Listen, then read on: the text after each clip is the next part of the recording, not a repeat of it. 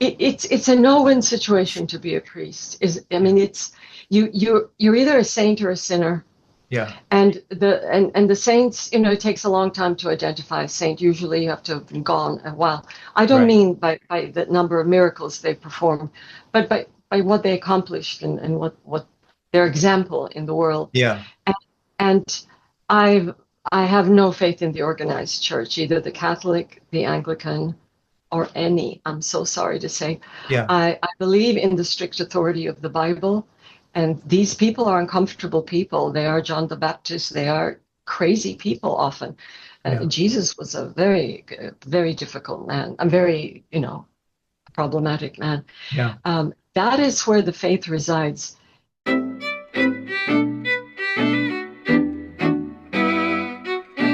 I am Frank Schaefer, and this is my podcast called In Conversation with Frank Schaefer. And today I'm talking to Gina Goldhammer. And because of her Italian residency some of the years, I want to call you Gina. Che fatto, Gina? Tutto bene.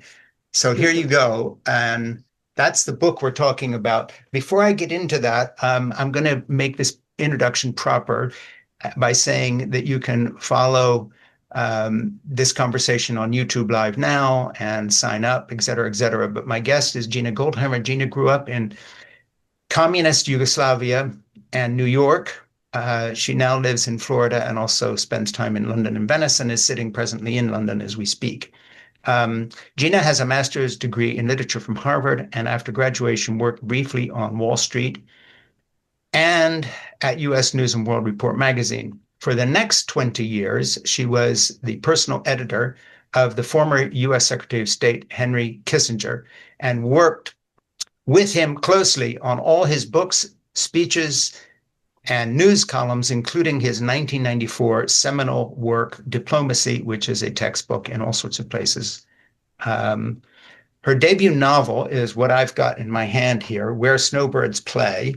And Gina, the first thing I'm going to ask you, which you don't need to scramble around right away, but I'm going to see if you will possibly gift us with a little bit of a reading from bits I've chosen to ask you to read. Have you got a copy of this book handy? I do. Over here, if you'll just hang on one second. Take your time and go get it. Yeah. It's in my bookshelf here. Good. Here it is. It's right here, and I have a hardcover. Well, let's hope the page count's the same so we can find the spots. Yeah, but don't worry, right now we're not going to do that.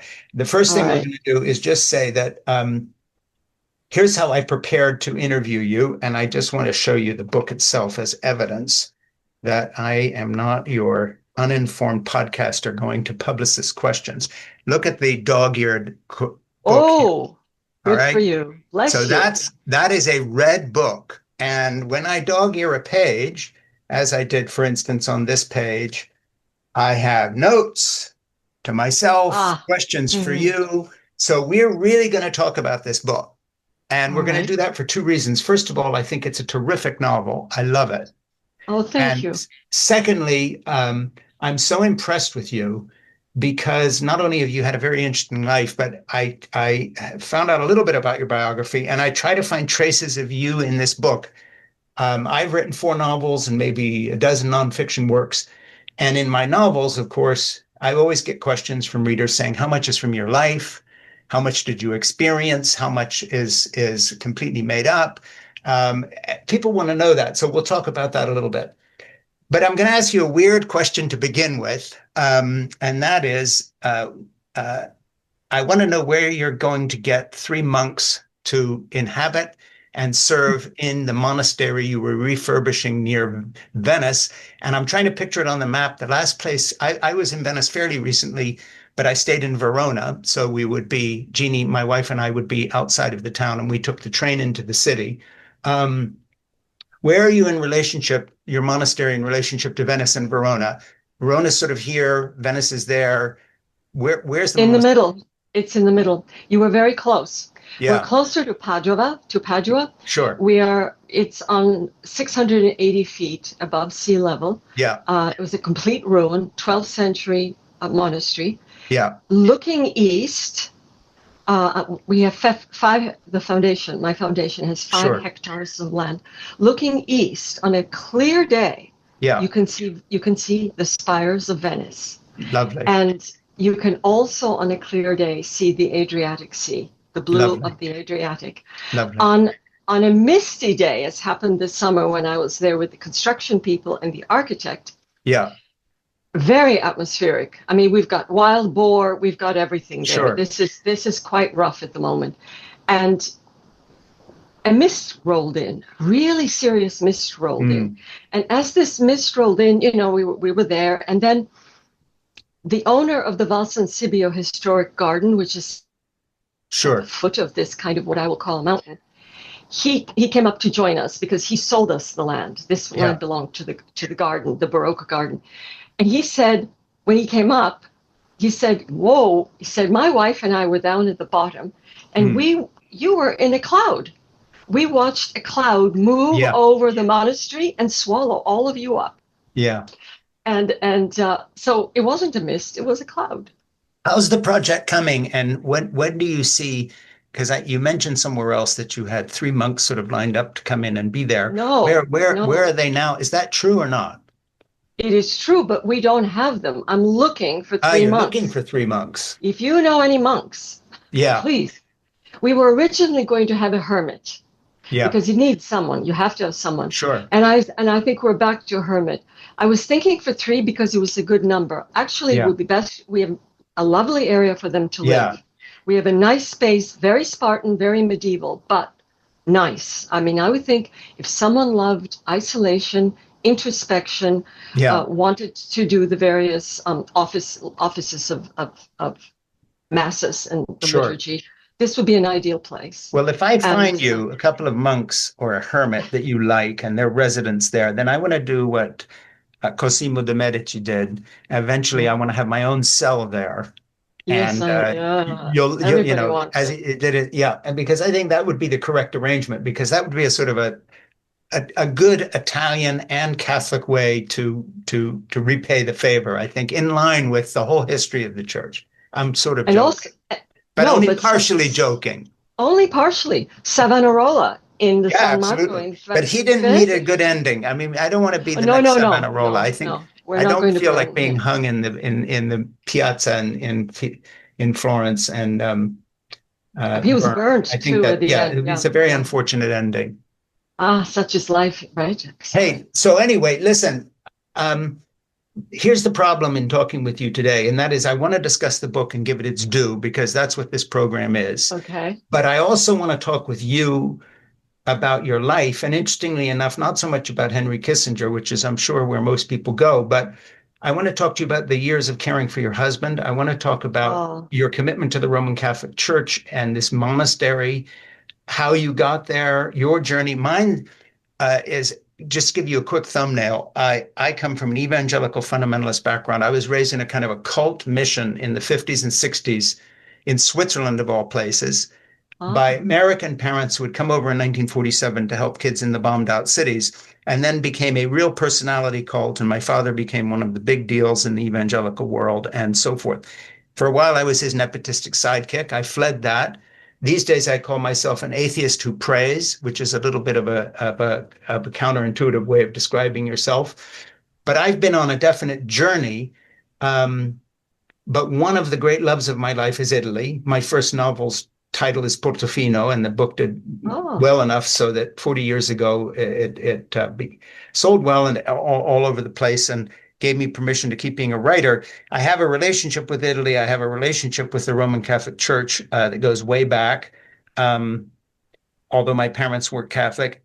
Um, your book is amazing because it deals with all the subjects that have become part of my life in terms of a marriage and children and an unexpected pregnancy. How Hannah deals with that in the book.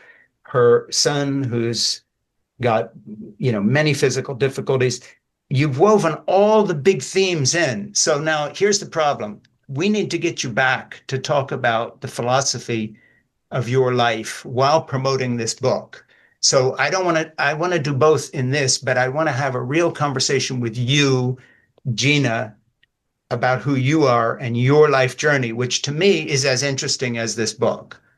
And then I want to promote the book, because this is a book that is phenomenally beautifully written, brings up all the questions we all ought to be talking about wherever we land on the subject matter.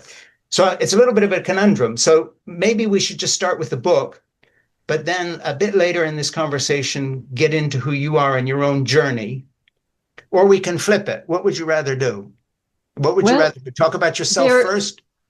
they are inextricably linked I know because that. my life's you say, in the book, how much is of the writer, how much of me is in Right. the book. I'm all over the book. I think you, as a writer, you know this. Of course. Every person, everything Yeah. is very, But I mean, yeah, their intimate knowledge yeah. of disability, Great Ormond Street Hospital, trial drugs with the FDA, all this stuff. I mean, you've tangled with illness and disability and all sorts of stuff. So let's just start with that. How much of that is related to your own experience? And then I want to talk about the pregnancy, and I want to talk about the choices and decisions she made. How much of that experience? I got my girlfriend Jeannie pregnant when we were 17 and 18. 56 years later, we're still together, three grown children, five grandchildren, and my life revolves around doing childcare for the youngest of those three grandchildren, who are now teenagers, et cetera, et cetera. And that informs everything I do. And so let's start with the bits of the book that are most based in your own life experience. Why is the kind of fulcrum upon which the whole book turns this pregnancy, which somebody throws some cash on the table and tells her to end with an abortion? She keeps the baby, goes forward, and then the story sort of miraculously develops around that. So let's just start with that, because that's what the book hinges on, and I'd like to go there first. Relate it to yourself, relate it to the issues. I'm just fascinated by this because I'm so interested in you. Well, my life, my faith is absolutely central to my life. Mm, And my faith in God, my strict faith in God is central to my life. mm, It's not how it always was. In fact, this relates to my husband's illness and everything. mm, I'm not a Roman Catholic. mm, I do not come from that tradition. I'm at present an Anglican, mm. because that is the church that I attend, here in England, and I guess it's the Episcopal Church Mm. in the Sure. States. Um, my own family is from the former Eastern Europe. My family is from Yugoslavia. Yeah. My father defected from Yugoslavia. My parents were communists. My parents became disappointed in communism, Mm. and that is why my father defected, even though he was Foreign Secretary, Secretary of State under Tito in Yugoslavia. Yeah. I was born in Washington, D.C., while he was executive director of the IMF. He was one of the first executive directors. Mm. And he was sent to Washington. I was born in Washington. When I was 4 months old, they were posted back, and I was raised in Yugoslavia, Mm. in Belgrade. English is my second language. I was raised by two great intellectuals. My parents, my father, after he defected, became a professor. My mother became a professor. Mm. They had a wonderful marriage. They were together for forever until he died, and then she died 3 weeks later. Mm. But they were atheists. Mm. And we had every book on our bookshelf. We had an amazing library. We had every book on the shelf except the Bible.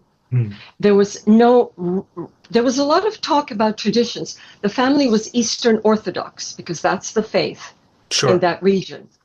So they kept the traditions. They kept the traditions of the Slava, where you bake a cake, of the feast day of the saint.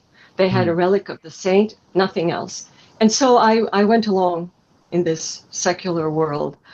I always had a need. I always felt like a void.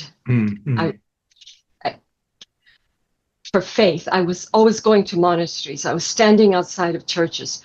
My father would actually mock the church on Sunday. He would say, "Look at them all. There they are. There they go, coming self-righteously out of that church in Syracuse, New York," which is where he became a professor at Syracuse. So that's where we were living. I'll make a long story short. It was when I met my husband, who was, he was religious. He had faith in God, but he wasn't a very active. He didn't go to church every Sunday, but he did go. And it was through him that I came to Christ. Before we were married, he said, "Have you ever thought of getting baptized?" I said, "Me baptized?" I thought my father would die. Yeah. Well, so I did get baptized. Well, it's no wonder there's a big baptism scene in the book. There's a big baptism. So I did get baptized. I will tell you honestly that I never told my parents. And I just didn't. What they thought mattered. I knew they would be disappointed. So the baptism came first. And then at some point we were down, he said, at some point in his casual way, he said, "Have you ever thought of getting confirmed?" I said, "Confirmed? Me?" And so I went to confirmation class. I'd never read, you have to understand, I never read the Bible. I can now quote the whole New Testament and a lot of the Old. But that's kind of how it began. So I waxed in faith, and he remained the same. He was a very busy, very successful businessman. And actually, we might talk about that. His great venture in life was a company, a biotechnology company that discovered, put through clinical trials, and marketed a cancer drug that actually saves tremendous number of lives to this day. Yeah, but because the sort of ins and outs of your medical knowledge remind me of reading Agatha Christie's intricate knowledge of poisons that go back to her nursing in the First World War and her interest in chemistry. And of course, that came from somewhere with her. But I was thinking, we're going to drill down on this a little bit with Gina. This is not in a vacuum here that you went in such detail. Anyway, that's a side issue, and his not so much a side issue, but his company is this company that became embroiled in the Martha Stewart insider trading scandal. So there's even more of that, which I put into the book as something else. All right, we fast track, and I'm getting to we fast track. My husband was 22 years older than I was, and we had the most beautiful marriage you can imagine. We were together a quarter of a century, not nearly long enough. And, he was the love of my life. He was my everything. Sure. He had a heart condition, and he developed vascular dementia, which comes from the irregular beating of the heart. He had atrial fibrillation, and he became ill. And and I decided, no, he's not going into a home. No. And that was where I truly felt God come to us. God came to me. And I felt God's presence throughout this horrific journey. I mean, he could be quite violent. Vascular dementia is quite violent. Tough, yeah. He didn't know, if he knew it was me or if he knew it was one of the carers, he wouldn't have. But he would get so frustrated, so frightened. And I prayed and prayed and prayed. And then we stayed here. The church is around the corner. And I began going every single day, and I would pray. And I really felt God supporting us. I felt God supporting us. And I had I'll fast track forward to the end. I had a particular prayer where I said, "Please, God," because he would have these fits. And you know what dementia is, where he didn't know where he was. And he would get into a panic, a terrible panic. And I thought, oh, what if he'll have a heart attack and that's how he'll go? Because he had a pacemaker by then. I thought that's how it'll be. And I prayed, dear God, don't let him go like that. Don't let him go in fear, in a fit, frightened, terrified. Yeah. Please, I pray for a peaceful death. Grant him a peaceful death. Well, that's exactly what God did. He died quite suddenly. I guess he had a chest infection. And one morning, he simply didn't wake up. He was sleeping. And it was the only morning he didn't have his breakfast, and I didn't know what was going on, and he kept sleeping and sleeping and sleeping. And then I noticed he wasn't breathing. And all of us in that room, the carers and the priest who came, we really did feel the presence of the Holy Spirit in that room, and the sun was shining, and it was the beginning of spring, and the windows were open, and it was a beautiful death. And then when was that, by the way? What year was that? It was on March 31st, 2014. 2014. And how did his illness, your marriage, and your choices in terms of career, because I know you left what you were doing and helped take care of him. Yes. How did that all overlap? Just to back up a little bit, how did that overlap your involvement with Henry Kissinger, if at all? Was that all much earlier? It didn't. I had to put all that, my 20 years with Henry had to be put aside to care for Bob. It was an because I forget his Henry Kissinger's trajectory, but I'm trying to work. I'm very bad at math, but in working the dates out in my head, I'm just wondering if you had ever had an opportunity to talk with Kissinger about some of your own faith journey, or was that in a completely different area? Oh, no. It had begun.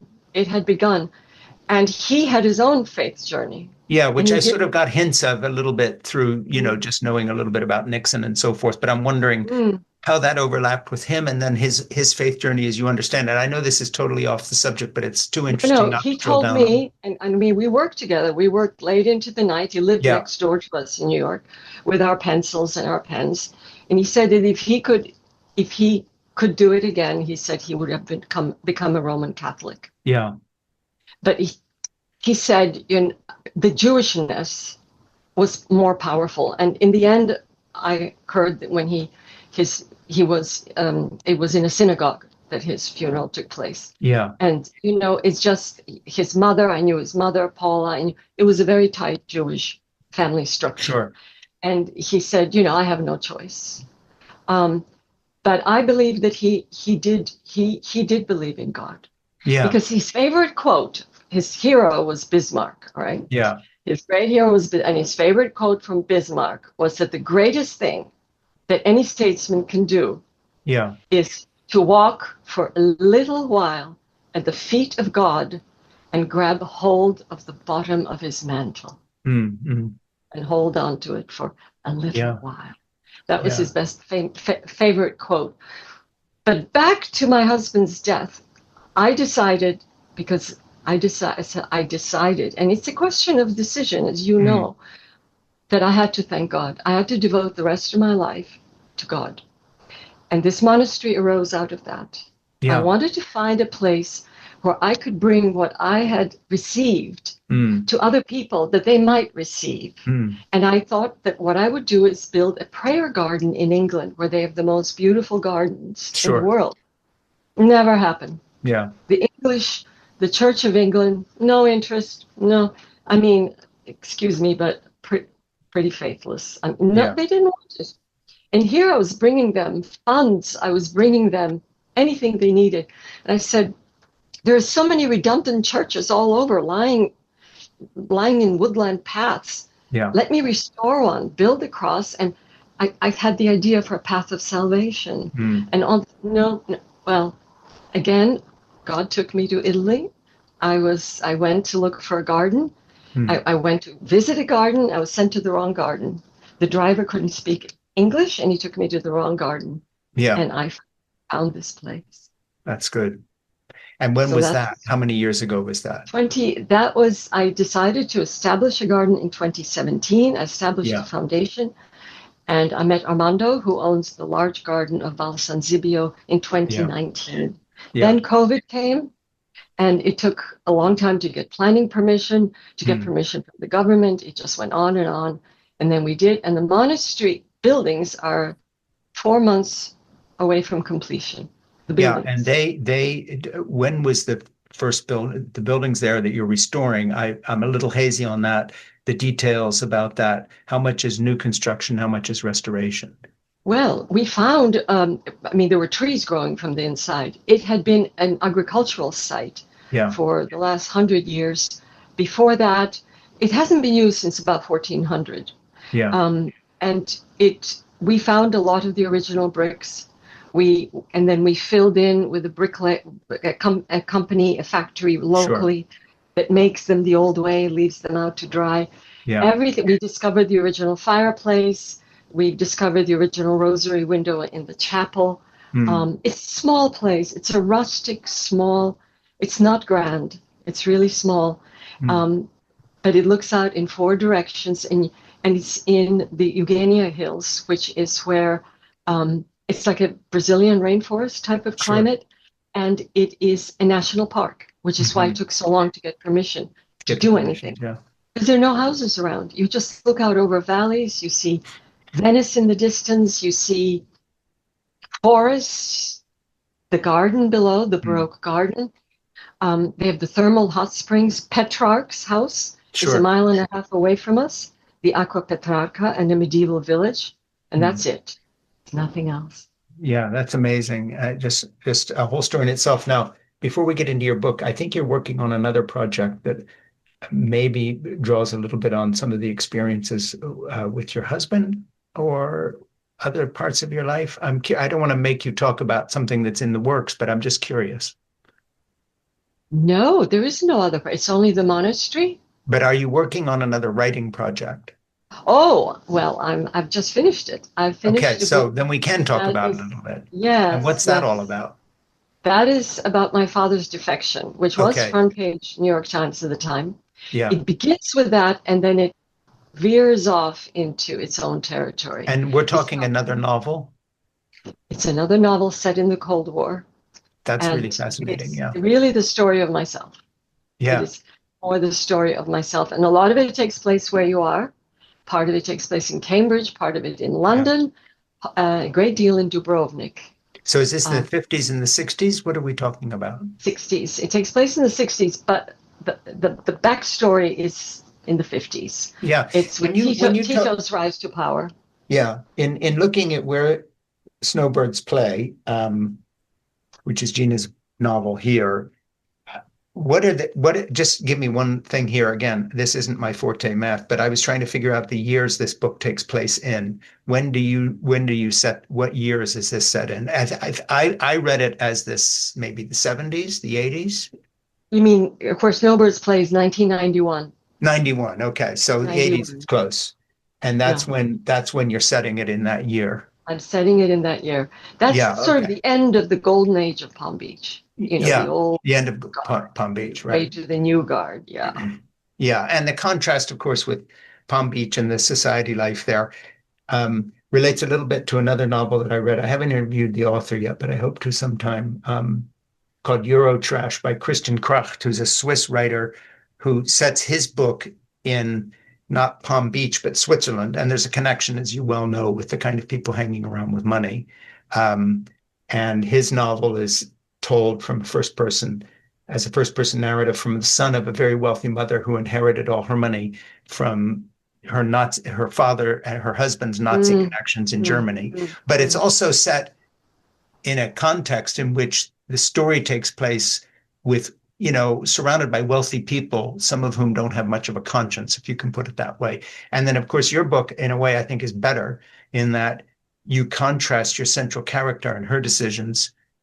So I want to talk about the sort of philosophy that runs through the book. We've talked about your faith a little bit, but let's talk about how surprising it was to be reading a book where snowbirds play, and then all of a sudden you run into your central character and you realize, no, what this book is really about is her choices and the kind of person she will be and how she relates to her son and how she fights for her son. And then this kind of unlikely scenario. So let's pretend I haven't read the book, and I have. I showed it to you before. Here's all my little notes and lots and lots of pages underlined.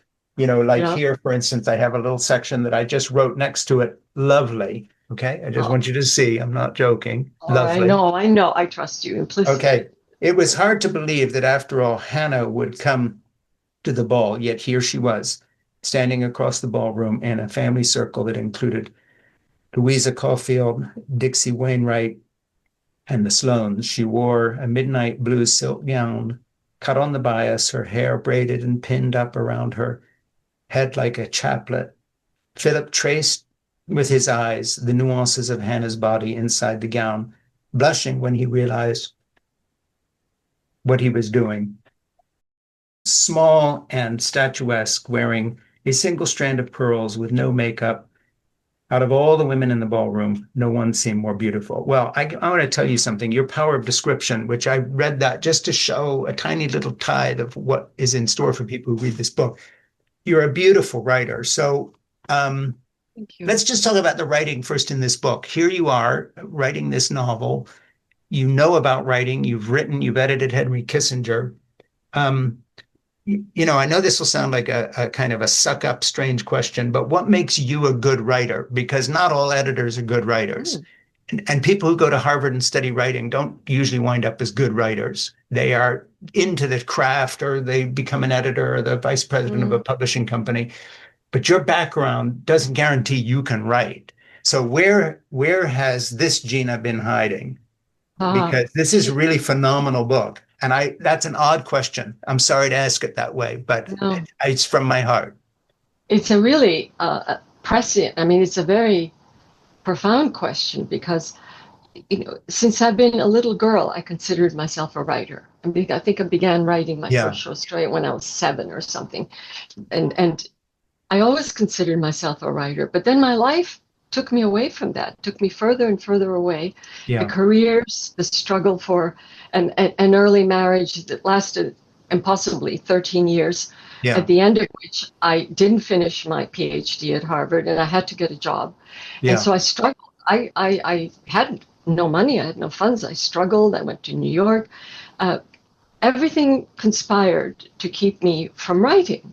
And then the 20 years with Kissinger were actually very difficult because he's very Germanic. I mean, he writes beautifully and he's a brilliant thinker and writer.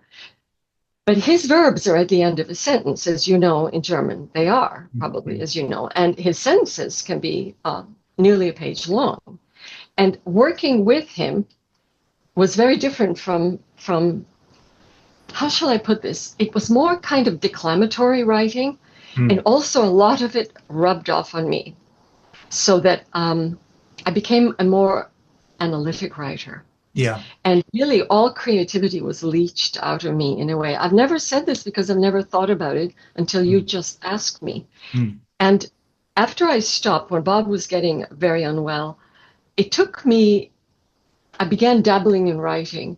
And nothing would come of it because you just sit down and then a carer would come running in and I drop it. But that was practice in getting away from that intellectual textbook type, highly philosophical analysis of history and geopolitics and so forth.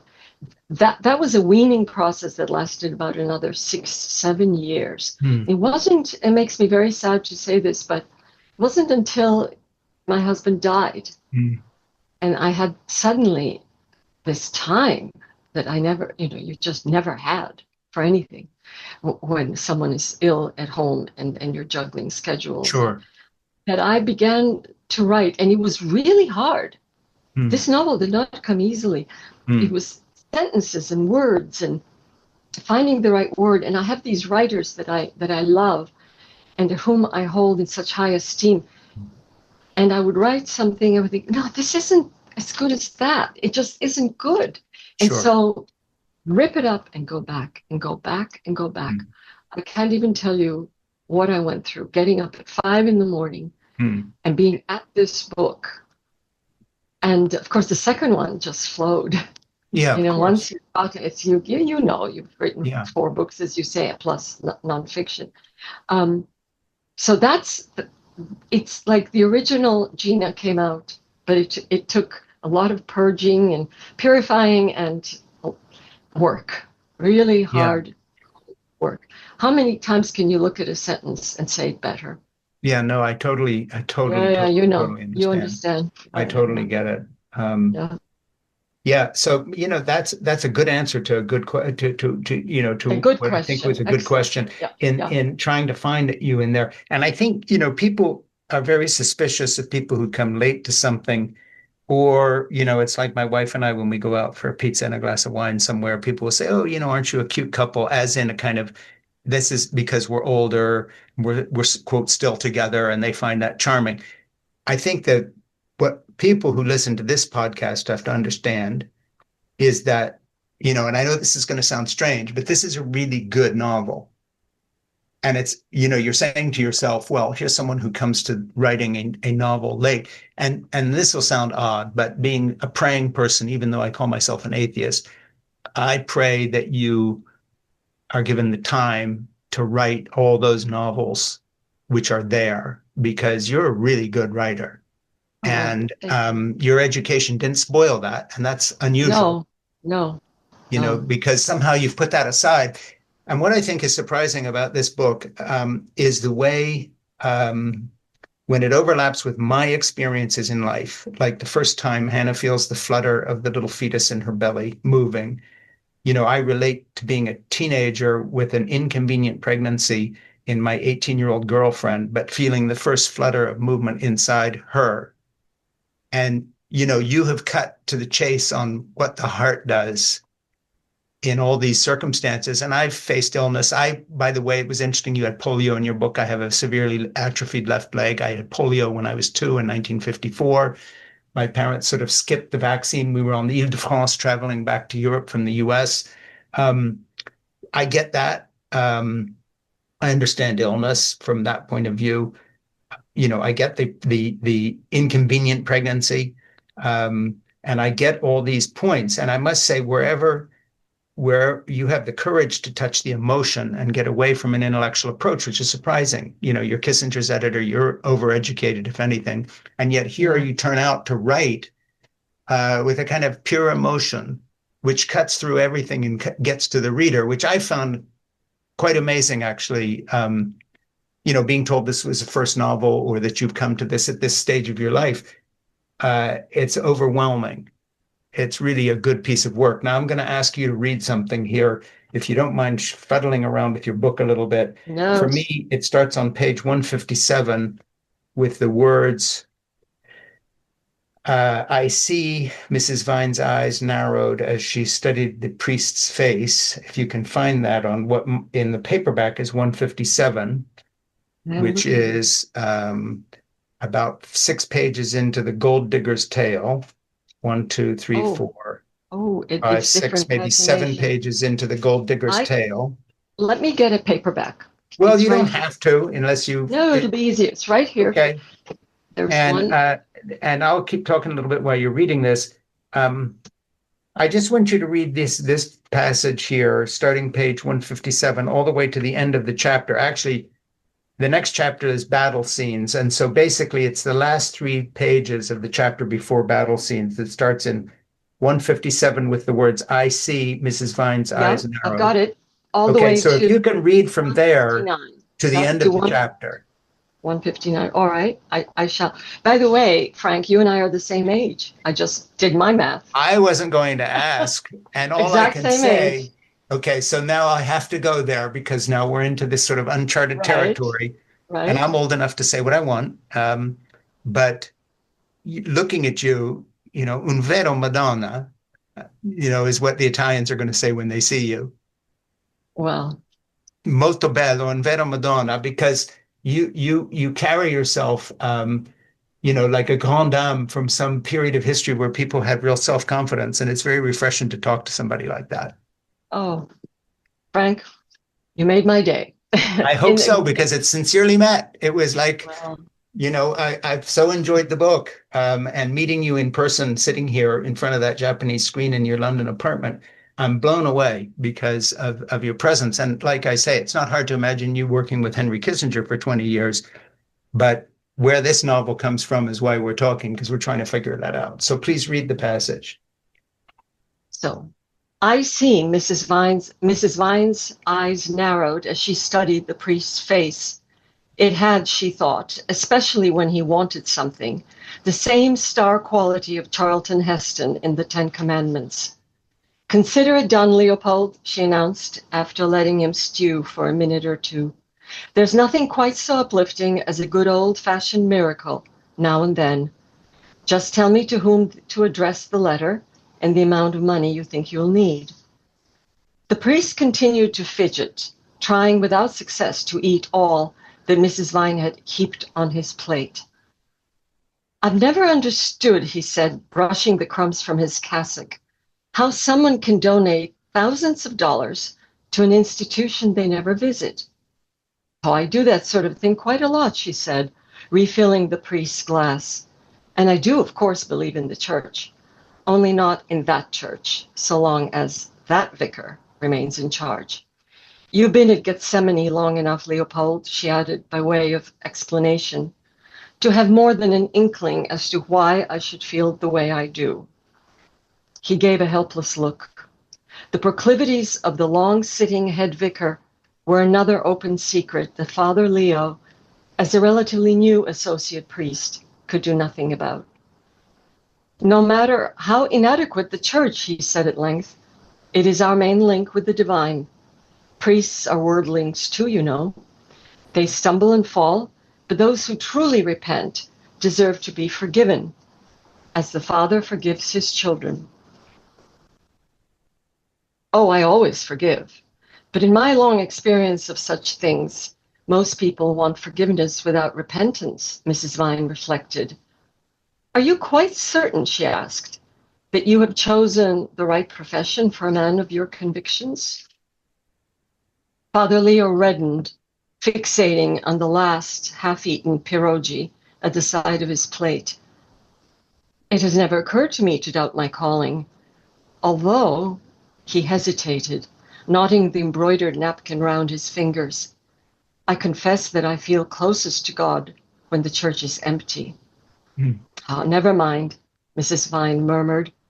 You are still young and will come to feel a great deal more one with the world. But I don't want to feel one with the world, Father Leo exploded.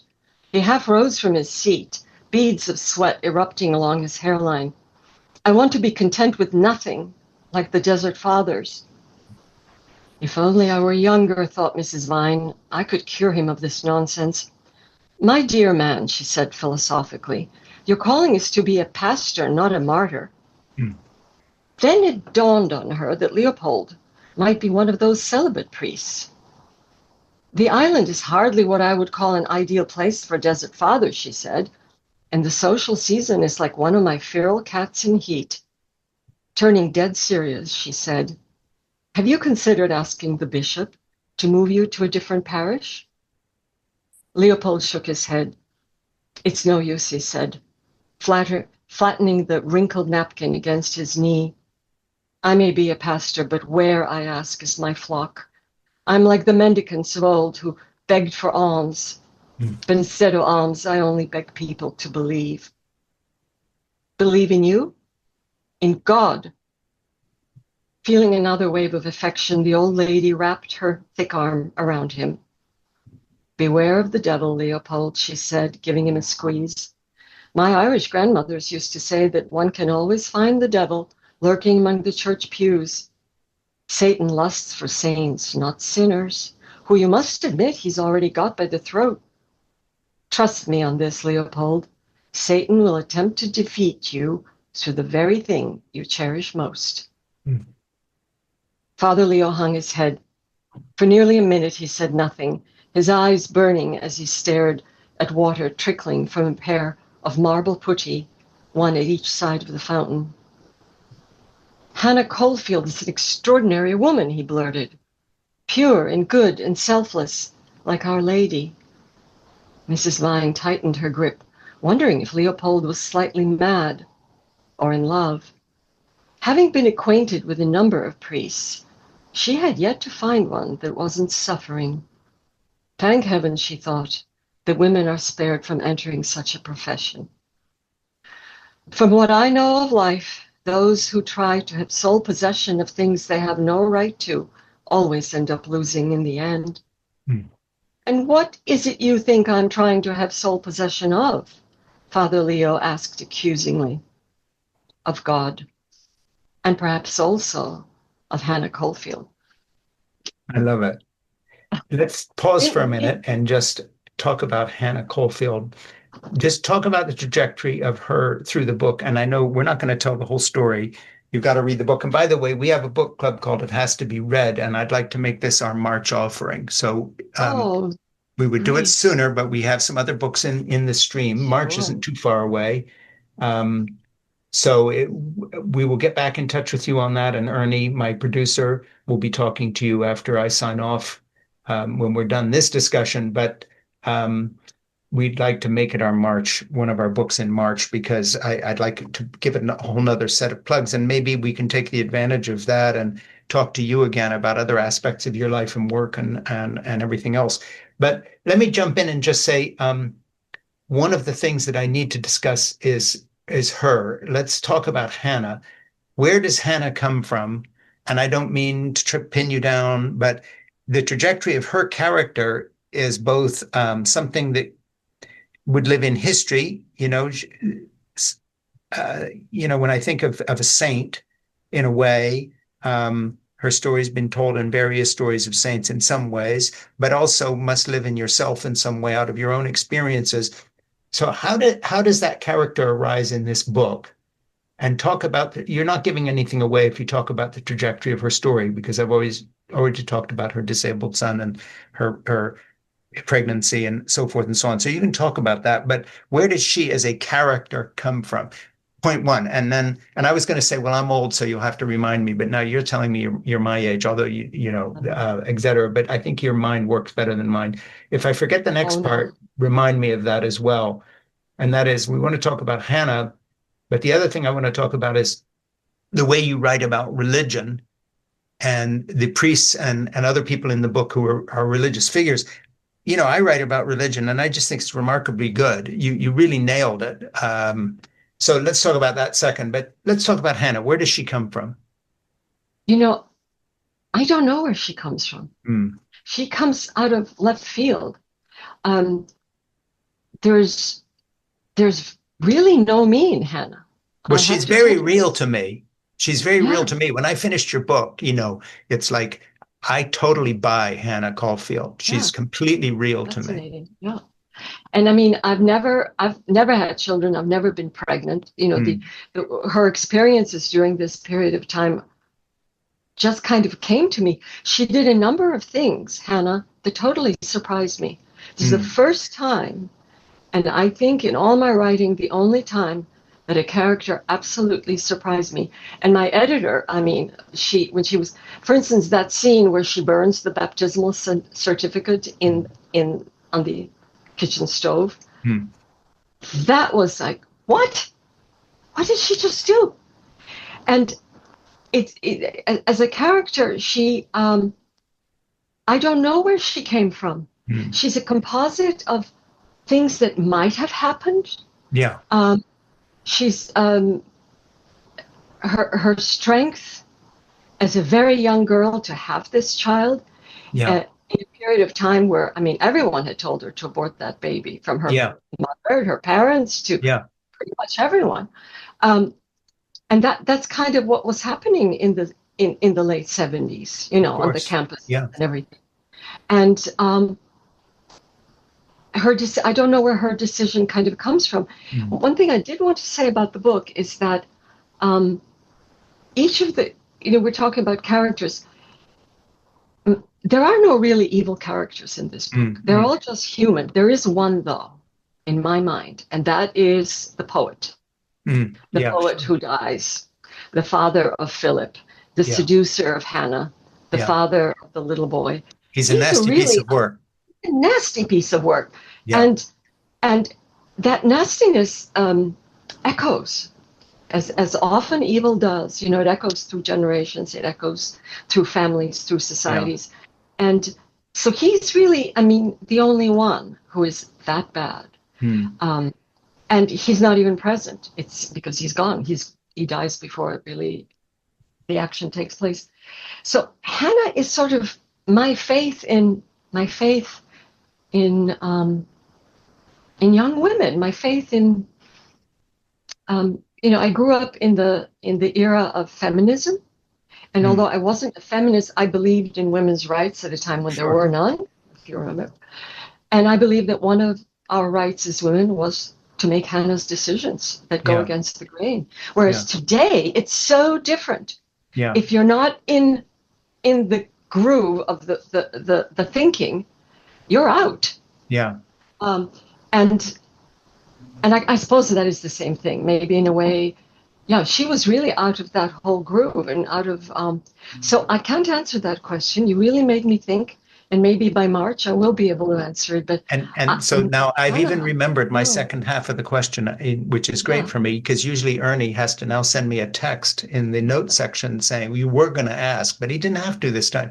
So oh, I also want to know about the next bit that I asked you about, and that was in your own life experience. Obviously, you've met priests, you've thought religious thoughts, you've been reading the Bible, though you didn't have it as a girl, et cetera, et cetera.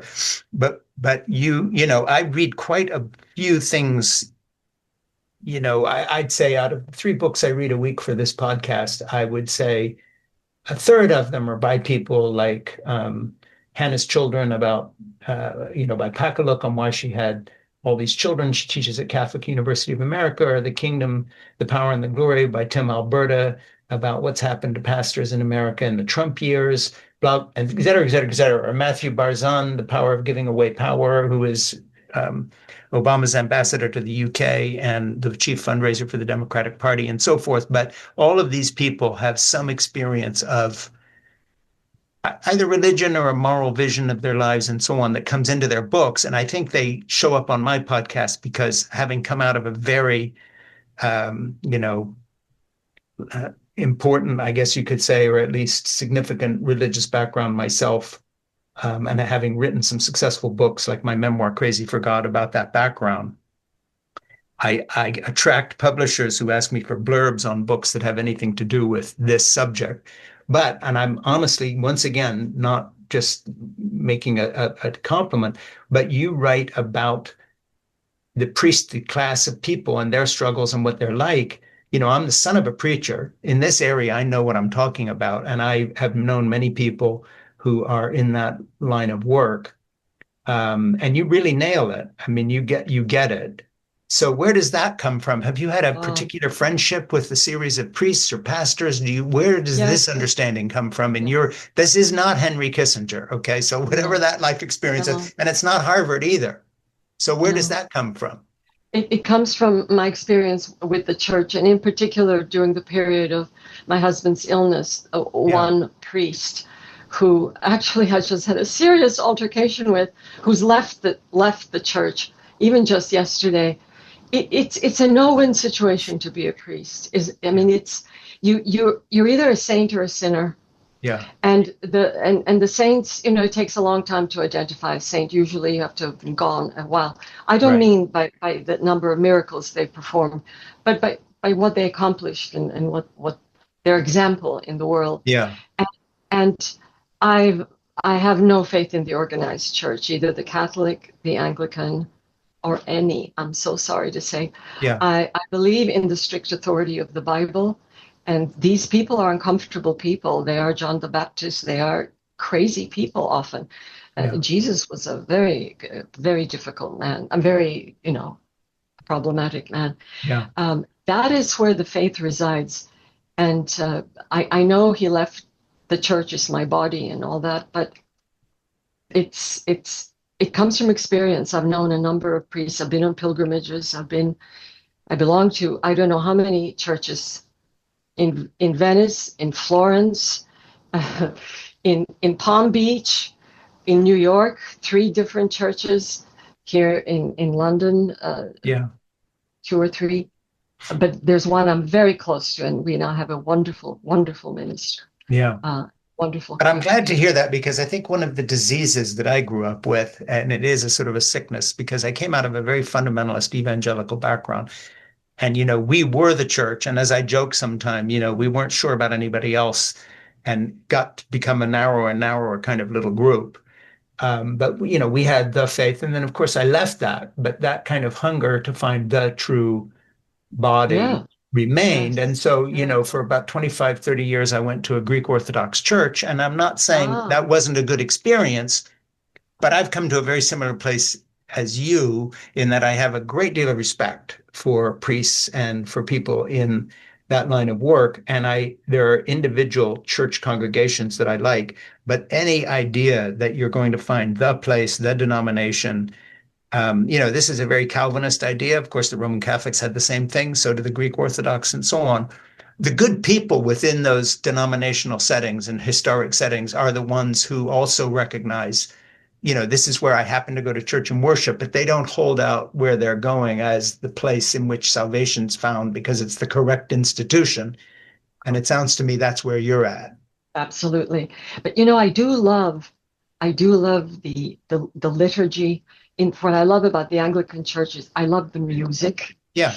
I love the chants. I love the incense. I love the form. I love the mystery, and of course the Greek and Eastern Orthodox. Yeah. There's this incredible mystery of where the altar is. You do feel in the threshold of something. And that, if you can discern it, you can bring it into yourself. Yeah. But that's not where it is found. Yeah. Well, I get the Anglican connection because when I was a little boy at age 10, I was put in a boarding school in Sussex in Linfield, which is near Haywards Heath on the train line to Brighton. So I was there for 3 years, and then I was in what the British call public school, which is a swanky private boys' high school up in North Wales that I then ran away from when I was 15 and a half, almost 16. But I was in British boys, upper crusty Anglican schools. There was chapel every day in the morning, in the evening, and so forth and so on. And I've always had a great fondness for that.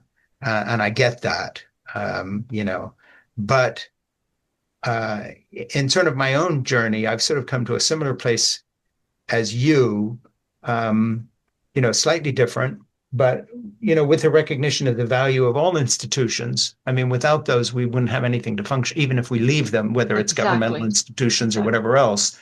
It can't all be individualistic. So how do you kind of balance that in your own life? Because obviously, Kissinger, the US government, State Department, we need these things. But on the other hand, from a Christian point of view, anyway, philosophically, all this is it's all going to pass.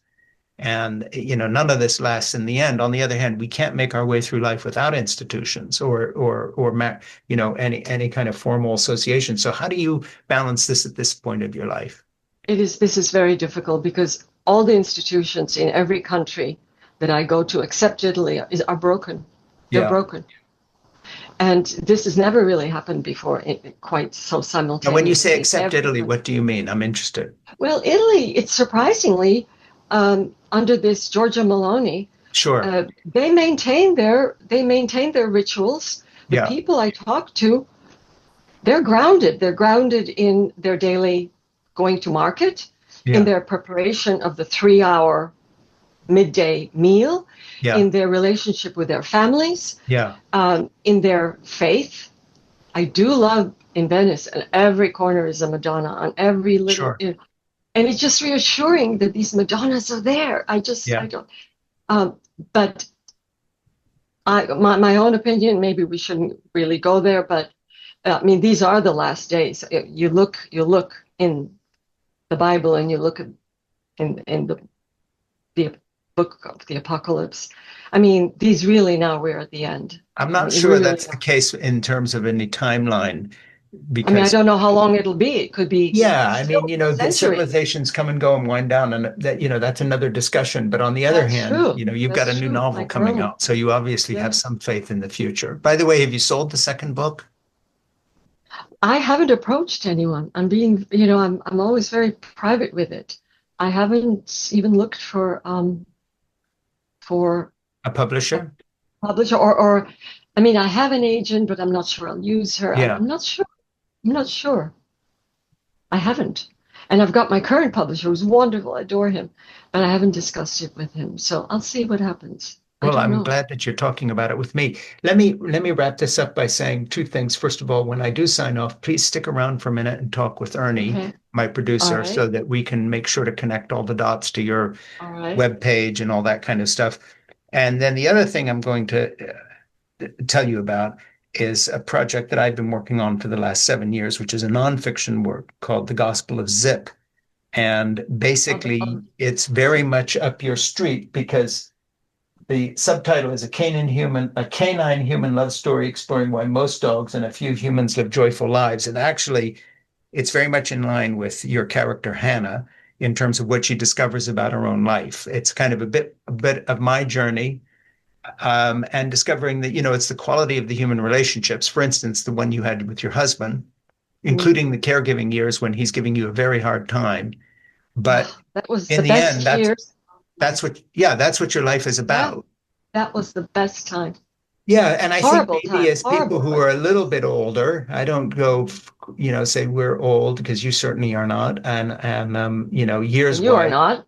people live for a bit. Thank you. But the fact of the matter is, I think just to go someplace else at the end of this discussion that comes out of the book I've written, but also out of your book, we have something to share about the core values of life with a younger generation that no one's telling anybody. No. And it's a tragedy.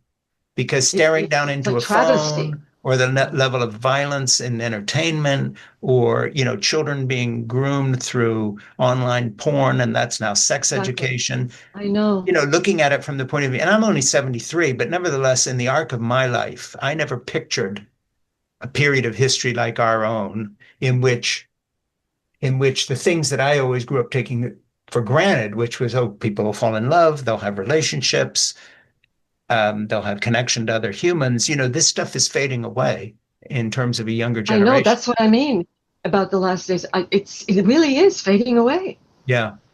And it certainly will. Forget the apocalyptic vision. We'll have a theological discussion sometime. But right now, let's just say that, if no one's connecting to other people and everyone is in an isolation booth, the most basic medical science tells you, to put it in non-Christian terms, evolution wants lonely people dead because they don't connect and they don't contribute. And so we've evolved to have relationships or die. Exactly. So this is a suicide mission we're on. Well, it's a form of genocide, kind of. It is. A strange form of, yes. It's sort of a voluntary genocide of not connecting to other people. And I have come to the conclusion, and I said this to the vicar at church, and there was a group of us talking. Everyone has come to the same conclusion. I wonder if you have. The Antichrist, the last one, it's going to be AI. It has to be. Well, it might well be. Which is a projection of our own egos, But let's put it this way. We're certainly in a period of history where you begin to question how long you can go when, I know you were saying you didn't have children, but it's not like, I'm not putting it into that. But when you're in a period of time when everything, including entertainment and the actual technology and the algorithms that drive us all down angry rabbit holes where we hate each other and won't communicate, this is a recipe for civilizational genocide. Suicide, which is a form of genocide turned toward ourselves. And you use strong terms, but I buy that. I know. We have to use the strong terms. We're burning that wick very. I don't know where this is going to lead. Well, speaking of which, and I'm breaking my own rule here, but what do you think Henry Kissinger, your old pal, who you worked with all those years, would say in terms of a snapshot of this moment in time when it comes to, the loss of relationships, the inability of people to connect? I mean, a real challenge to the whole civilizational assumption that we thought kind of bound all of the human race together. No longer does in terms of Western culture, certainly, or the more developed countries in the East. I mean, we're in a very new place. I mean, how would he see that? Because he would be scandalized. He would be scandalized. Yeah. He would be absolutely, I mean, he apparently, which I didn't read, and is very extreme old age, as in 100 years old. He he co-authored some books on artificial intelligence and the coming alteration of the world and so on. But I hate to say it, but he made a lot of this possible by his policies, but we won't get into that. Well, he would just give me a thumbnail of what you're talking about. What do you mean by that? I rewrote and edited, I don't know how many articles, in a period of, 15 years, because we had a bi-weekly column for the LA Times syndicate. So it had to be something pertinent. And it was newspapers all over the world in that syndicate. And he pushed the New World Order. And I had no idea what I was a medievalist. I studied medieval literature. Beowulf was, I wrote a thesis on ritual lamentations from the dead, from Gilgamesh to Beowulf. I mean, I'm out of it. And I'm reading about a new world order. What is a new world order? And now I realize we are in the new world order now. Yeah. And he had a lot of business contacts, and he liked getting paid. He liked making money. Hmm. It was very important to him, and he wrote things and said things that I wouldn't say I'm not sure he believed, but they were convenient. Hmm. And I think a lot of that has brought us to where we are. I think he would regret that. Hmm. But But looking at him and your work with him as part of, and I'm not, the term may be wrong, but the old order, what we all assumed would last forever. I never assumed I'd live in this period of history where the me phone neither. would take a whole generation and run them into the ground, where, I know. tech bro billionaires would be Oh, having, 16 children with six different women oh, through IVF, fertilization, checking for embryo IQ statistics, and this kind of thing. I mean, this is real Brave New World stuff. This is yeah. 1984, and And we're do here. you know? And you know that episode where Putin and Xi were Yeah, talking about they would live forever. yeah. They weren't kidding. No, they And wouldn't. they were sending a message out because there are no, they said it was a micro, something mic, something, a Sure. microphone. No, no. I mean, they were sending a message. Hey, we're going to be around, and you better watch out. Yeah, and And that they had and, and every and plan whether to that do that. happens or not, that is certainly their ambition. That's insane, It's insane. insanity. Yeah, But of and the funny course, thing is, when you look at Peter Thiel and mm, Elon Musk and these other guys, they're talking the same way. We're they are. breeding children to populate Mars, to continue the human race with my own children. I mean, this is really off the wall stuff. It is. Yeah, so I buy the end times vibe from you. Not so much the theology. We can argue about that. Or, you must give your vicar a hard time. I can see these guys must say, "Oh man, here she comes." What is she going to tell me now? No, I'm remarkably no, I'm not like Mrs. Vine with poor Leopold. No, Okay. I keep my peace. Yes. Yeah, you keep your peace, but in your head, you're doing some thinking. Well, yeah, here in England, they are all doing a lot of thinking in this Yeah. particular little parish, and I hope in America too. Well, the UK I is in a bit of its own mess, isn't it? oh, horrible mess.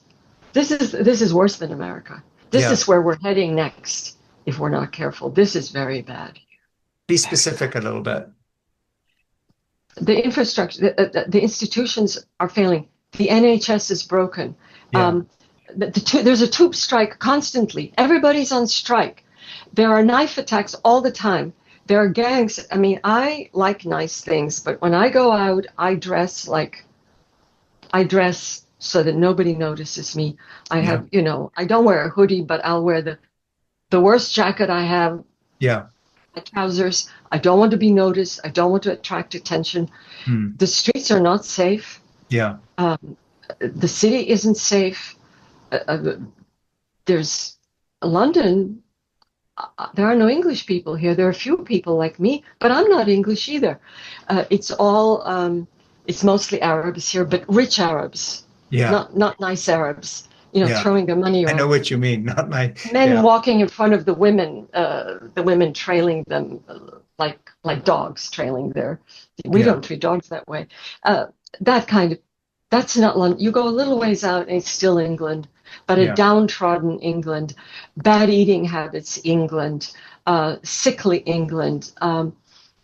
They still have this notion of themselves as what they were, Hmm. but it's gone. It's almost Disney World, Buckingham Palace, the changing of the guards.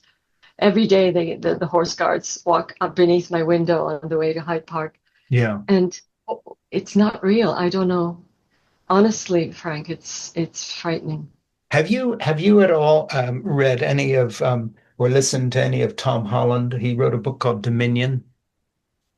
I've heard of that book. Yeah, Tom Holland and Dominic Sambrook have what I think is the most successful podcast in the world now, which is called Oh, The Rest is History. oh, And it's my favorite podcast. They have different positions politically, but Tom Holland is someone you should read Dominion because he's perhaps, along with Mary Beard, the world's foremost historian of ancient Rome.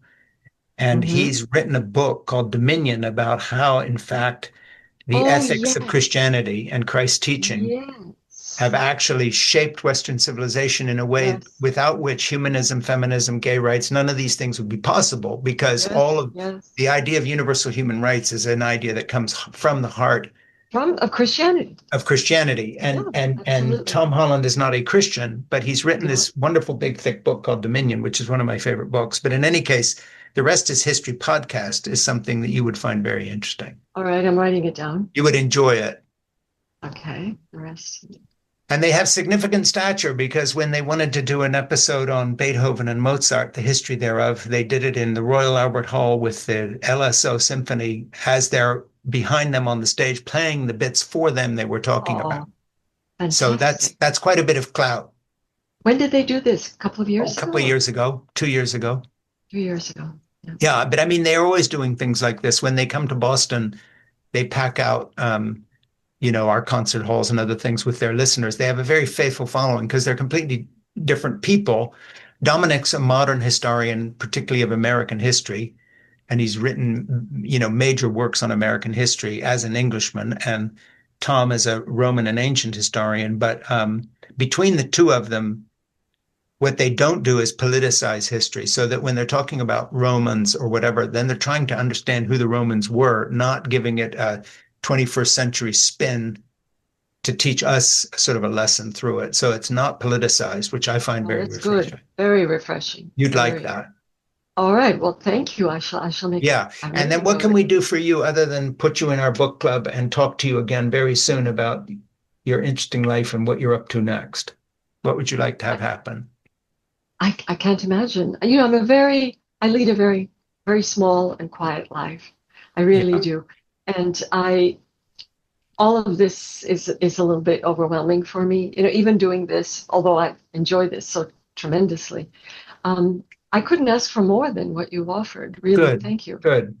Well, I can't tell you, I am such a fan of this book. I'm going to say it one more time. Where Snowbirds Play by Gina Goldhammer. This is the paperback. But I want to tell everybody who listens to me, if you want to read something refreshingly original, this is it. This doesn't fit anywhere. This is its own book. And I think it's going to be around for a long time, because original books sometimes do well or sometimes don't do well with critics, but human beings know when they're looking at the real deal. This is the real deal. So thank you for being on my program. Thank you, Frank, for having me. Yeah, and consider me a friend, and you'll have Ernie's connection. If we can ever help you in some way, whatever it might be, you let me know. Oh, God bless you. Thank you so much. Thank you. Yeah, I mean it. Thank you. You're an original, and it's wonderful to talk with you. Just so refreshing. Off the chart. Oh, thank you. Stick around. I'll stay on for Ernie. Yes. Stay on for Ernie, and buonasera and buonanotte and all those good Italian buonanotte. things. Buonanotte here. Sì. Yes. A domani. A domani. A domani. Ci vediamo. Ci vediamo, sì. Bene, grazie. Grazie mille. Ciao.